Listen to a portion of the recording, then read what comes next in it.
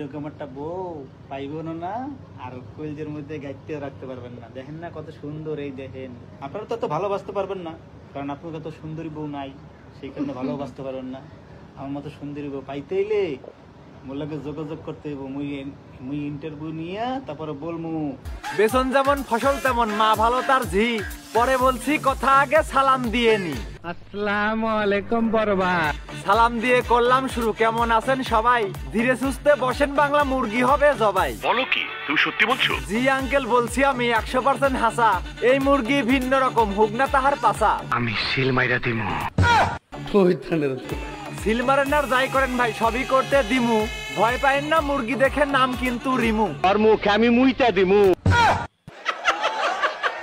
এই সব বলে লাভ নাই ভাই, ভয় দেখাচ্ছেন কারে? বাতা হালকা মুরগি হলেও 4-5টা পারে। বলেন কি? ঠিকই বলছি খালামণি, একে একে গুনেন। কয়জনে করে বলছে দেখেন, তাহার মুখেই শোনেন। যেমন এই যে আপনি আজকে করলেন, এরকম আমাকে আরো 4-5 জন করে। হালাই কি হার্ট ফেল করবে? মোশাররফ ভাই কি যে বলেন, এসব চুরির আগে জামাই থাকার পরেও তাহার ইলেকট্রিক মেশিন লাগে। আমি বিশ্বাস করি না। শোনার পরে বিশ্বাস করবেন, আমি আর কি কমু। নিজেই বলছে বাতা হালকা, বাতাসি বেগম রিমু।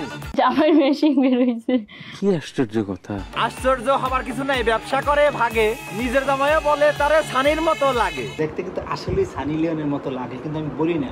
জামাইয়ের কথা কি বলবো, বউয়ের কথাই নাচে। সার্ভিস দেয় পরপুরুষের জামাই, শুধু চাষে। হাসির কথা বলি নাই ভাই, সঠিক বলছি আমি। সারা বিশ্বেও খুঁজে পাবেন না এমন বেহায়া স্বামী।